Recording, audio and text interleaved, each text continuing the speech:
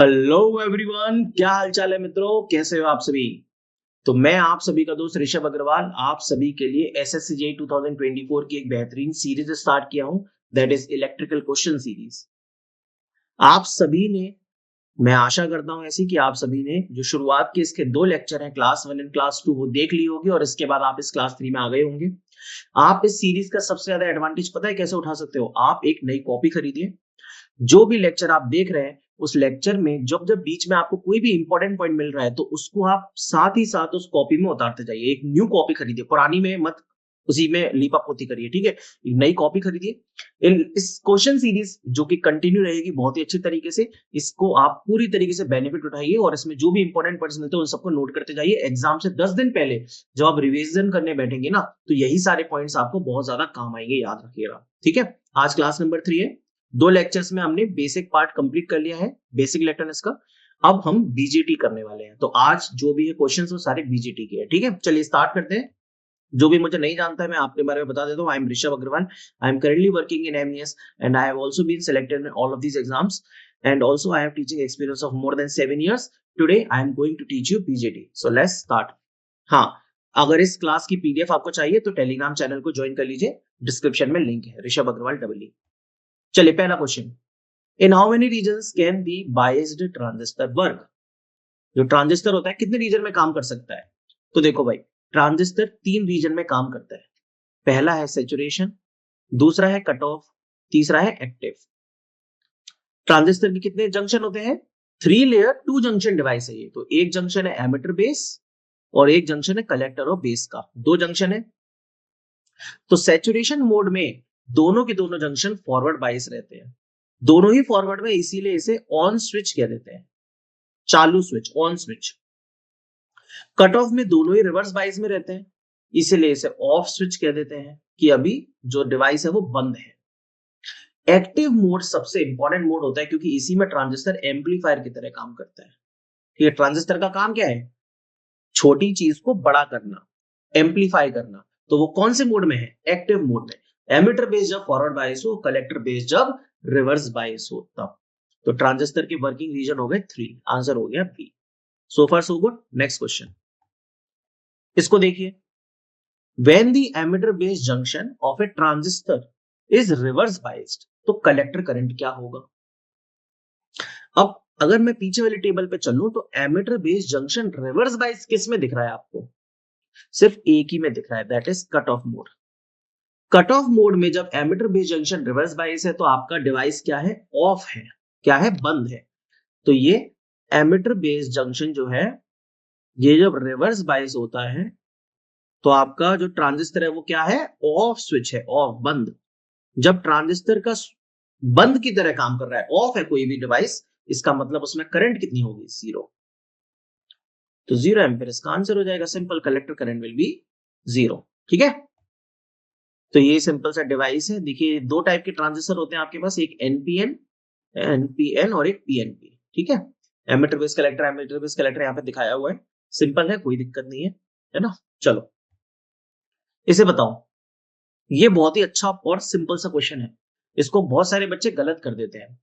देखो, ट्रांजिस्टर में 3 टर्मिनल होते हैं ना, बेस, एमिटर और कलेक्टर। तो हम क्या करते हैं, 3 तरीके के ट्रांजिस्टर डिजाइन करते हैं। एक में हम ले लेते हैं कॉमन बेस, एक में हम ले लेते हैं कॉमन एमिटर, एक में हम ले लेते हैं कॉमन कलेक्टर।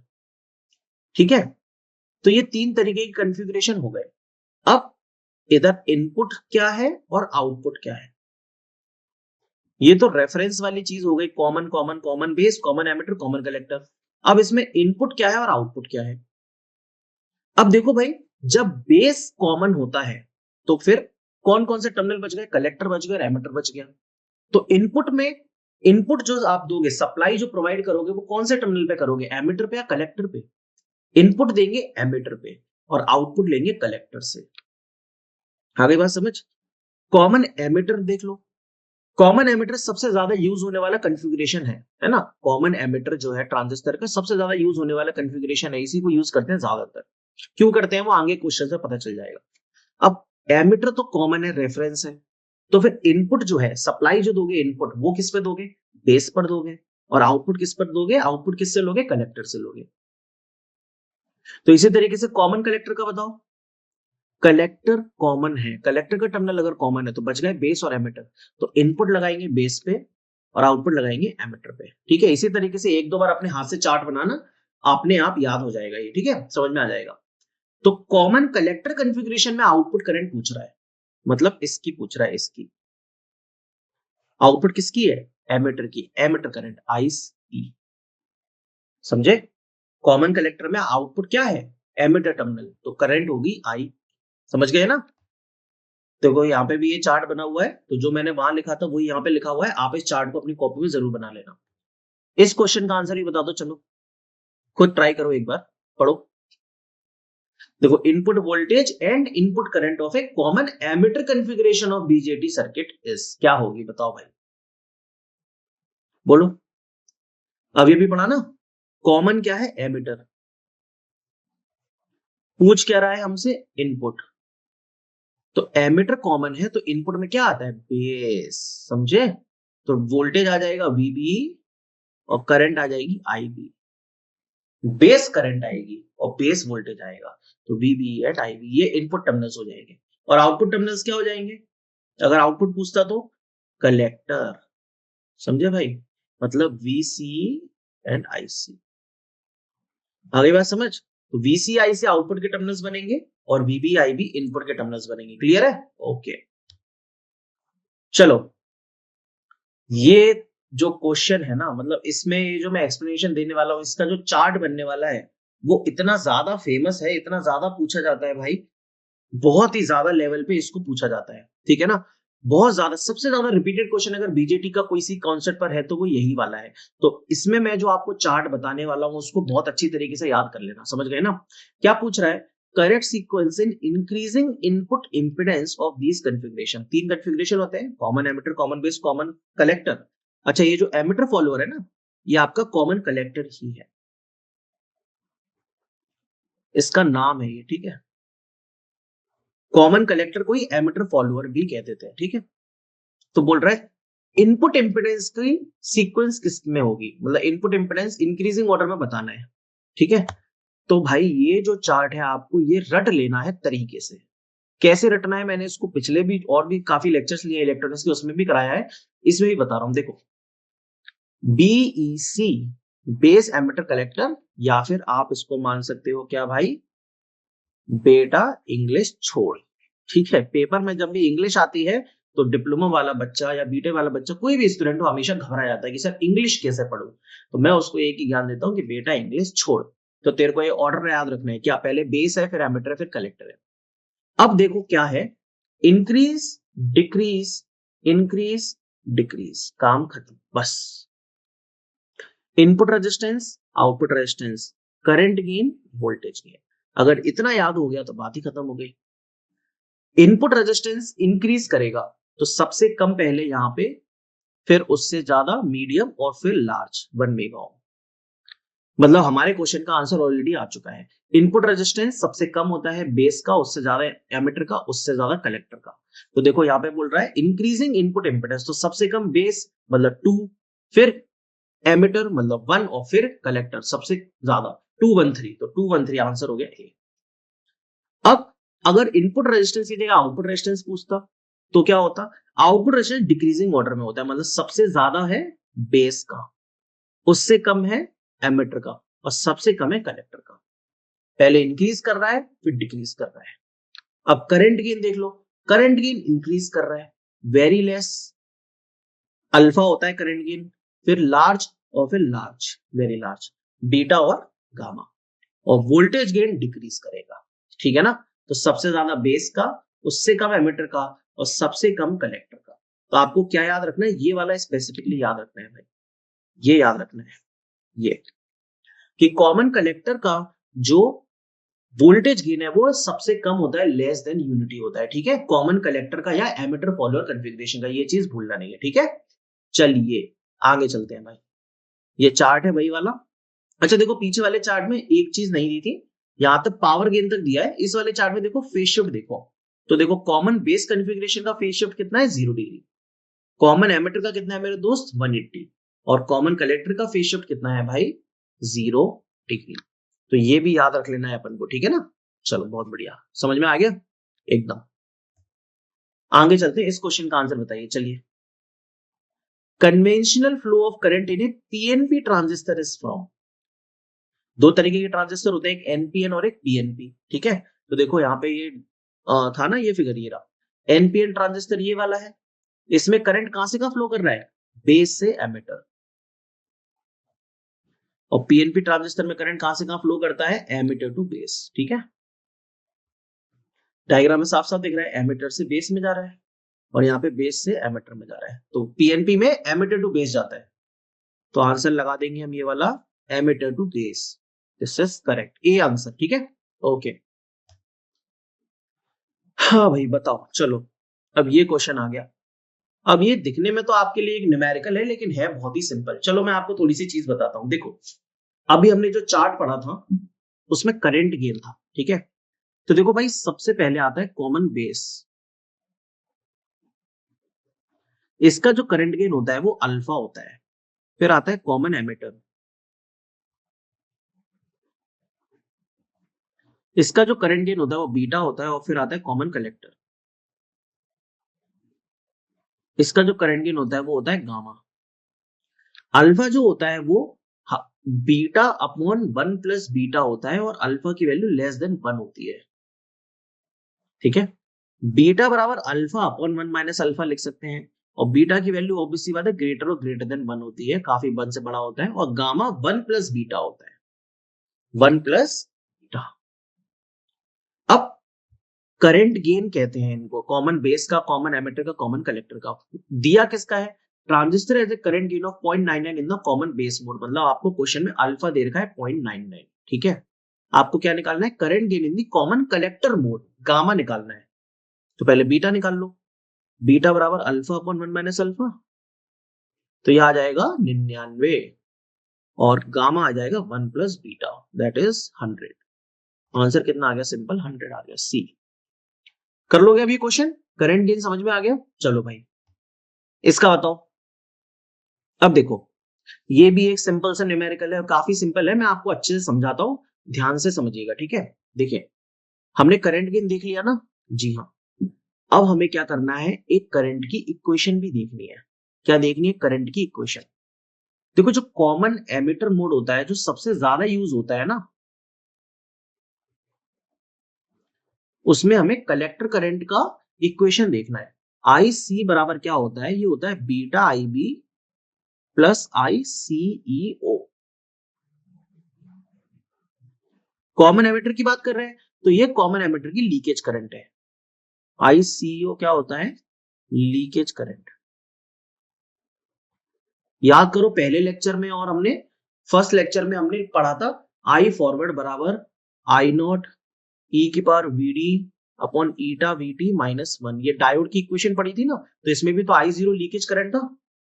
तो यहाँ पे जीरो लगा है तो वो लीकेज करंट दिखा रहा है। सी दिखा रहा है कि कॉमन एमिटर मोड की लीकेज करंट है, leakage current of common emitter, ठीक है। आईसी कलेक्टर करंट होता है, बीटा करंट गेन है कॉमन एमिटर मोड का, और आई भी बेस करंट है, ये सब पता ही है। अब इस इक्वेशन से काम नहीं चलेगा, एक और चीज पता होनी चाहिए, क्या, ICEO जो होता है ना, ये 1 प्लस बीटा ICBO आता है। अभी कैसे आता है, वो डेरिवेशन अपने काम का नहीं है, ये होता है, आपको इतना याद रखना है। अगर ये दो इक्वेशन आपको पता है तो ये वाला क्वेश्चन भी आपको लिए बिल्कुल बच्चों जैसा हो जाएगा, ठीक है। ICBO कह लो या ICO कह लो, ठीक है, एक ही चीज है। अब इसका मतलब क्या हो गया, ये वाली इक्वेशन क्या बन गई, ये वाली इक्वेशन बन गई beta I B plus 1 plus beta ICBO। समझ गए ना भाई। अगर देखो, बीजेटी का न्यूमेरिकल करना है तो इतना तो करना ही पड़ेगा, ठीक है। इतना कॉपी में लिखते जाओ, 2-3 बार रिवाइज करोगे अच्छे से क्लियर हो जाएगा, कोई दिक्कत नहीं है। अब निकालना क्या है हमें, क्वेश्चन में हमें ICEO निकालना है बस।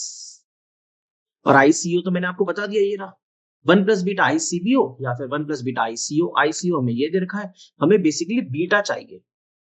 अब बीटा कहां से निकलेगा, बीटा के लिए अल्फा दे रखा है, तो बीटा निकाल लो भाई। चलो करो, बीटा आ जाएगा अल्फा अपॉन 1 माइनस अल्फा ये आ जाएगा 199, है ना, सॉल्व कर लेना, आ जाएगा 199। तो ICO बराबर कितना आएगा, 200 इंटू ICO मतलब 0.5 माइक्रो 10⁻⁻6। तो 200 का आधा होता है 100 माइक्रो एम्पियर, आंसर आ गया, सिंपल। देखो भाई, इतना सिंपल सा क्वेश्चन था, न्यूमेरिकल तो केवल इतने में ही खत्म हो गया। बाकी ये जो ऊपर है ये तो सिर्फ ज्ञान है, तो ये तो आपको पता होना चाहिए था, मैं तो आपको समझा रहा था। तो न्यूमेरिकल बहुत ही कम में खत्म हो गया, बहुत ही सिंपल टाइप का क्वेश्चन है। आप लोग इनको अच्छे से रिवाइज करिएगा, ये सारी चीजों को लिख लीजिएगा, ठीक है। चलिए अब इस क्वेश्चन को बताइए। यहाँ पे इन ए कॉमन बेस कनेक्शन IB दे रखा है, IC दे रखा है, calculate the value of alpha. Alpha निकालना है, ठीक है। तो अल्फा जो होता है वो क्या होता है, देखो कॉमन बेस का होता है अल्फा। कोई भी जो करंट गेन होता है ना, कोई भी जो करंट का गेन है, गेन हमेशा दो सेम क्वांटिटीज का रेशियो होता है। जैसे मैं वोल्टेज गेन लिखूंगा तो ये क्या होता है, output voltage upon input voltage का रेशियो। अगर मैं करंट गेन लिखता हूं तो करंट गेन का मतलब क्या हो गया, output current divide by input current का रेशियो। तो यहां पे करंट गेन को बस दिखा दिया है कि ये अल्फा है, तो ये भी किसका रेशियो होगा, आउटपुट करंट का अपॉन इनपुट करंट का। समझ गए भाई। तो अब मुझे बताओ, कॉमन बेस कनेक्शन में आउटपुट क्या था, कॉमन बेस में इनपुट हो जाएगा एमीटर, आउटपुट हो जाएगा कलेक्टर। तो ये किसका रेशियो होगा, IC अपॉन आउटपुट करंट है कलेक्टर की और इनपुट है IE की। तो अल्फा बराबर IC अपॉन IE होता है। वैसे तो आपको ये सारी चीजें याद ही होनी चाहिए और पता भी होंगी, लेकिन मैं फिर भी आपको जस्ट एक्सप्लेन कर दे रहा हूं कि कितना आसानी से हम याद रख सकते हैं। तो अल्फा IC अपॉन IE का रेशियो है, और IE क्या होता है, emitter current IB plus IC होता है, आप सबको पता है। बेस प्लस कलेक्टर करंट का सम होता है एमीटर करंट। तो अल्फा कितना आ जाएगा, यहाँ पे IC दे रखा है 0.96 upon IB plus IC 0.96 plus 0.04। तो ये तो कितना आ गया, 0.96 अपॉन 1 मतलब 0.96 ही हो गया। This is alpha. समझ गए।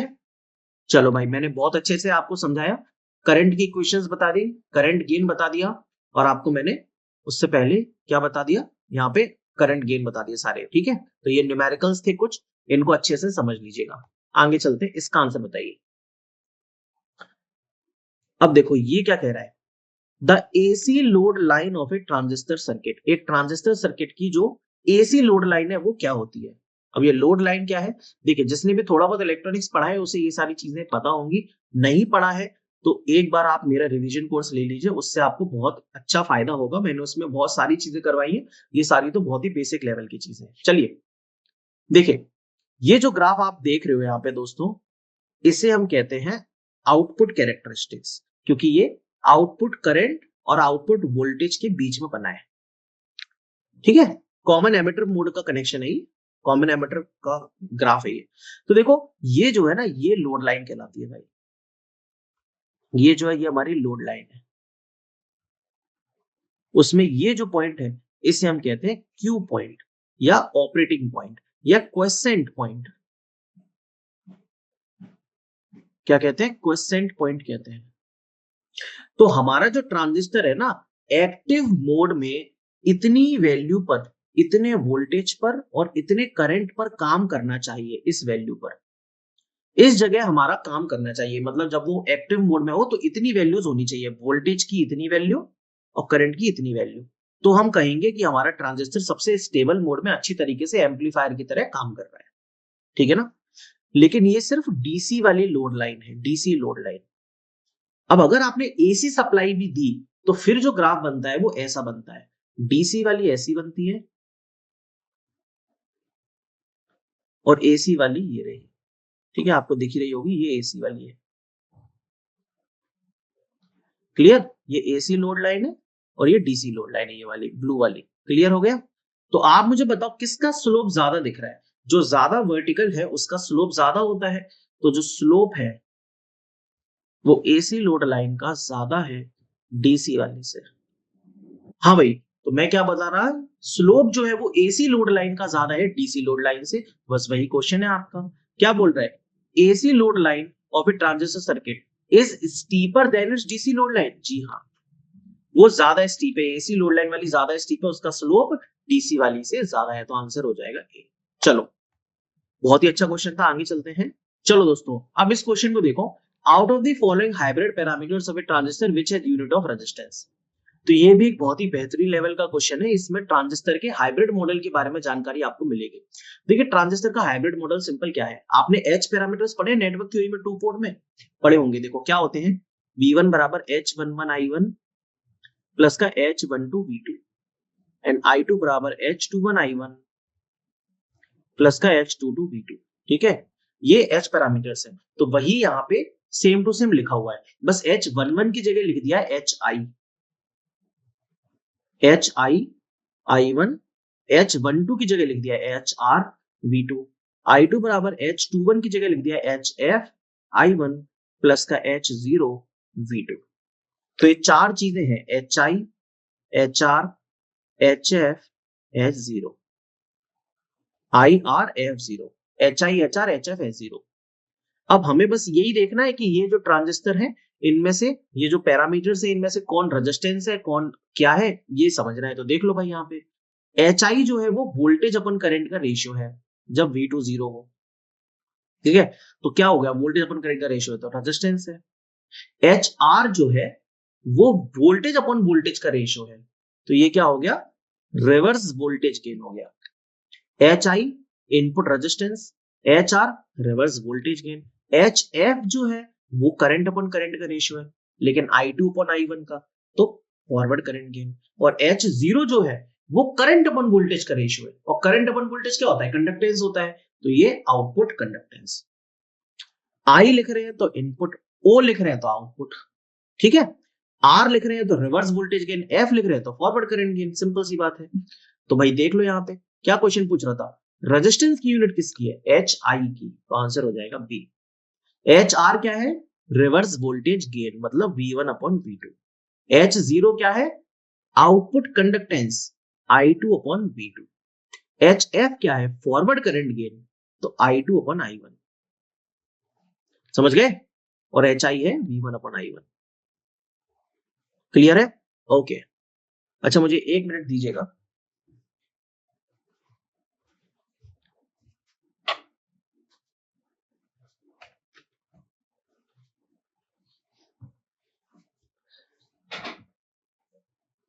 समझ गए ना इसको, चले बहुत बढ़िया। नेक्स्ट क्वेश्चन, इसको देखो। In a hybrid model of a transistor the parameter H22 can be defined as. H22 को क्या बोलेंगे, अभी तो बताया। देखो, H22 बराबर क्या हो जाएगा, I2 अपॉन V2 जब V1 0 हो, I2 अपॉन V2 जब I1 0 हो, I1 0 हो तो आएगा H22। I1 0 मतलब open circuit, I2 upon V2 मतलब कंडक्टेंस। तो output conductance with input short circuited, जब करंट 0 होता है तो इनपुट शॉर्ट सर्किट होता है क्या, नहीं, इनपुट ओपन सर्किट होता है। तो ये आउटपुट कंडक्टेंस है जब इनपुट आपका ओपन सर्किट है। ठीक है ना, तो ये हाइब्रिड मॉडल का पैरामीटर भी मैंने आपको सिखा दिया। चलिए आगे चलते हैं भाई, इस क्वेश्चन को देखिए। ये क्वेश्चन को पढ़ो यार, देखो क्या कह रहा है, DC bias level is correctly set the transistor's Q point by setting its dash current to a constant and steady state value.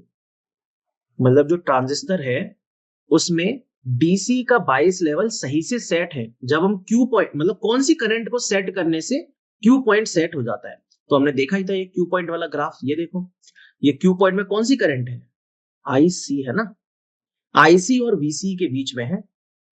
तो जो Q पॉइंट सेट करना है अगर हमें, तो कौन सी करंट को सेट करना पड़ेगा, कलेक्टर करंट को सेट करना पड़ेगा भाई। तो आंसर क्या आ जाएगा, कलेक्टर करंट। क्लियर एकदम। अब इसे बता दो। अरे ये तो बहुत ही बच्चों जैसा क्वेश्चन है, अभी थोड़ी देर पहले तो बताया था चार्ट में। देखो, common base, common ammeter, common collector. क्या पूछ रहा है, फेज शिफ्ट पूछ रहा है ना, फेज शिफ्ट। कॉमन बेस का 0 डिग्री, कॉमन एमीटर का 180 डिग्री, कॉमन कलेक्टर का 0 डिग्री। तो किसका पूछ रहा है, कॉमन एमीटर का। आंसर हो जाएगा 180। बात खत्म। इसे बताओ, in which of the following amplifier configurations the power gain is the largest. हमने 4 चीजें पढ़ी थी। देखो, मैं हर एक टाइप का क्वेश्चन लेके आ रहा हूं, मैंने आपको 4 चीजें याद करा दी थी। Input resistance, output resistance, current gain, voltage gain. फिर मैंने अब आपको फेज शिफ्ट भी करा दिया, और अब जो क्वेश्चन है वो पावर गेन का भी ले आए। तो सारी चीजें हमने उस चार्ट की एक तरीके से याद कर ली है। तो पावर गेन पे हमने उतना ध्यान नहीं दिया था। चलिए वापस चलते हैं, देखते हैं कि पावर गेन कैसा था। उसमें तो इंक्रीज डिक्रीज नहीं था। तो देखो पावर गेन, ये रहा पावर गेन। कॉमन बेस का मीडियम है, कॉमन एमिटर का सबसे ज्यादा है, कॉमन कलेक्टर का सबसे कम है। तो हमें क्या याद रखना है? सबसे ज्यादा वाला याद रखना है बस। किसका है सबसे ज्यादा? कॉमन एमिटर का। ठीक है, बस वही सबसे ज्यादा यूज होता है। चलो, तो आंसर आ गया common emitter. Power gain is the largest common emitter. Common emitter का सबसे ज्यादा पावर गेन होता है। अब ये न्यूमेरिकल आप लोग ट्राई करिए एक बार, मैं आपको थोड़ा सा समय देता हूं, करिए। The current gain common emitter transistor का 50 है। मतलब कॉमन एमिटर का करंट गेन 50 है, मतलब बीटा, हाँ सही समझे, बीटा 50 दे रखा है। ठीक है। Change in emitter current for a corresponding change of 5 milli ampere in base current. तो बेस करंट दे रखा है 5 मिली एम्पियर। वो पूछ रहा है एमीटर करंट क्या होगा। तो एमीटर करंट होता है collector current plus base current, and collector current क्या होता है? Beta into IB.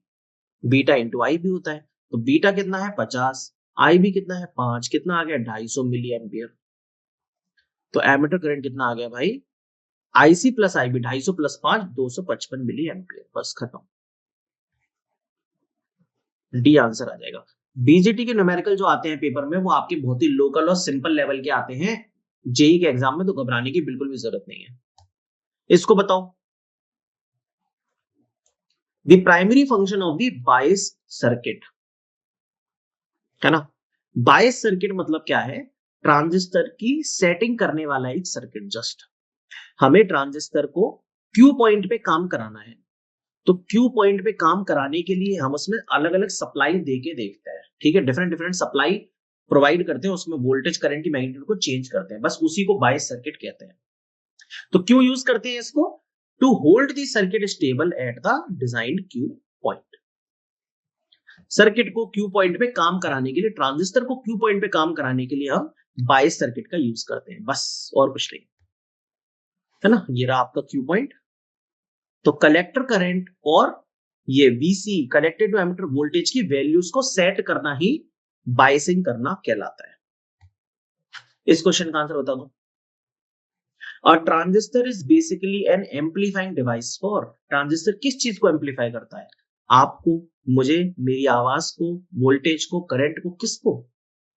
तो ट्रांजिस्टर क्या है भाई? ट्रांजिस्टर आपका एक कैसा डिवाइस है? ट्रांजिस्टर आपका एक करंट से कंट्रोल होने वाला करंट सोर्स है। Current controlled current source. मतलब मेरे भाई ट्रांजिस्टर किसको एम्पलीफाई कर रहा है? ट्रांजिस्टर करंट को एम्पलीफाई करता है। Transistor is basically an amplifying device for current. ठीक है, इसको बताओ यार, ये क्वेश्चन क्या है? Thermal runaway in a transistor is biased in the active range is due to. तो ये ट्रांजिस्टर का एक बहुत ही सिंपल सी चीज है, थर्मल रनअवे। ये क्या नाम है? थर्मल रनअवे मतलब क्या होता है? देखो कुछ नहीं है, बहुत ही सिंपल है, समझो इधर। आप मान लीजिए कि जो डिवाइस है वो ऑन है, काम कर रहा है वो। अब क्या हुआ? थोड़ा सा आसपास का तापमान बढ़ गया, increase in temperature, temperature increase हो गया। जब तापमान बढ़ता है तो ये जो सेमीकंडक्टर डिवाइस होते हैं, इसमें इलेक्ट्रॉन्स को और एनर्जी मिलती है, वो एक्साइट हो जाते हैं, तो उसकी वजह से लीकेज करंट बढ़ जाती है। हमने पढ़ा था ना पिछले लेक्चर में, लीकेज करंट जो होती है I2 बराबर I1 2 की power T2 minus T1 upon 10 होती है। मतलब टेम्परेचर पे डिपेंड करती है लीकेज करंट। अगर आपने पीछे वाला लेक्चर नहीं देखा है तो ये बहुत गलत बात है, आप सीधे इसको देख रहे हो। पीछे वाले लेक्चर को दोनों को कंप्लीट करके इसको देखो, बहुत एडवांटेज होगा। तो टेम्परेचर पे डिपेंड करती है लीकेज करंट। टेम्परेचर बढ़ने से लीकेज करंट बढ़ता है, देखो, है ना? इंक्रीज इन लीकेज करंट, ये बढ़ा तो लीकेज करंट। अब देखिए हमने एक और चीज पढ़ी थी, आईसी बराबर beta into IB plus ICEO. Leakage current कौन सी है? ये इंक्रीज होगी तो क्या बढ़ेगी? कलेक्टर करंट बढ़ेगी, तो कलेक्टर करंट बढ़ गई। अब किसी डिवाइस में से जब ज्यादा करंट फ्लो करेगी तो क्या पावर लॉस ज्यादा होगा? बिल्कुल सही बात है। अगर करंट ज्यादा फ्लो करे तो लॉस भी ज्यादा हो जाएगा, पावर डिसिपेशन ज्यादा होगा। लॉस का मतलब क्या होता है मेरे दोस्त? लॉस का मतलब ही होता है टेम्परेचर का इंक्रीज होना, हीट पैदा होना। तो फर्दर राइज इन टेम्परेचर, फिर टेम्परेचर बढ़ गया, फिर लीकेज बढ़ेगा। देखो फिर लीकेज बढ़ेगा, और ये कहानी ऐसे ऐसे ऐसे ऐसे घूमती रहेगी। धीरे धीरे धीरे धीरे तापमान बढ़ता जाएगा, तो थर्मल रन अवे हो जाएगा। एक टाइम के बाद जाके डिवाइस आपका डैमेज हो जाएगा, पिघल जाएगा। हीट बढ़ती जा रही है, तो इसको रोके कैसे? इसको रोकने के लिए एक कंडीशन है, वो ये रही कि जो VCE वोल्टेज है वो लेस देन और इक्वल टू होना चाहिए VCC/2 से। ये है कंडीशन। क्वेश्चन क्या पूछ रहा है? क्वेश्चन पूछ रहा है thermal runaway in a transistor biased in the active range is due to. Thermal runaway क्यों आता है? हीटिंग द ट्रांजिस्टर, ट्रांजिस्टर को हम गर्म कर रहे हैं, क्या इस वजह से वो थर्मल रन अवे हो जा रहा है? जी नहीं। ट्रांजिस्टर में क्या हो रहा है? Change in reverse collector saturation current due to rise in temperature. Temperature बढ़ने से जो रिवर्स कलेक्टर सैचुरेशन करंट है या लीकेज करंट है वो इंक्रीज हो जा रही है। इस वजह से धीरे धीरे थर्मल रनअवे आ रहा है। पकड़ पाए मतलब? तो ये थर्मल रनअवे का सिंपल सा कॉन्सेप्ट है ना? ये क्वेश्चन भी काफी सही है। चलो भाई इस क्वेश्चन को बताओ, जल्दी से बता दो। हाँ डी, है ना? बस सालो घड़ो, इतना मरो, पीटो, मतलब इतना पीटूंगा ना, इतना मारूंगा ना, सही हो जाओगे। क्वेश्चन नहीं पढ़ना है ढंग से। इसी तरीके से ये क्वेश्चन आपका ऐसा ट्विस्ट करता है और आपको 1 साल 2 साल 3 साल 4 साल अपनी जिंदगी पीछे कर देता है। ये गलत है। आप लोग करते क्या हो ना कि जस्ट आपने कुछ पढ़ा है और वही सेम चीज दिख गई ऑप्शन में तो सीधे टिक कर देते हो। क्वेश्चन क्या लिखा है उससे कोई लेना देना ही नहीं है। ढंग से पढ़ो question. Thermal runaway will take place if the cool point is such that. ये जो कंडीशन है ये अवॉइड करने के लिए है कि अगर अवॉइड करना है थर्मल रनअवे को तो VC लेस देन VCC/2 होना चाहिए। लेकिन क्वेश्चन में पूछ रहा है thermal runaway will take place, कब होगी थर्मल रनअवे? जब ये कंडीशन होगी, ग्रेटर देन होगा। आया मजा? आ गया ना मजा? सो इसीलिए हमें थोड़ा सा ध्यान रखना है चीजों का, ठीक है? चलो इस क्वेश्चन का आंसर बताओ। The 3 dB cut off frequency of a DC amplifier is 5 megahertz. What is its rise time? तो यार देखो ये एक बहुत ही फेमस फॉर्मूला है। राइज टाइम इनटू बैंडविड्थ बराबर 0.35 होता है। समझ गए? राइज टाइम इनटू बैंडविड्थ कितना होता है? 0.35।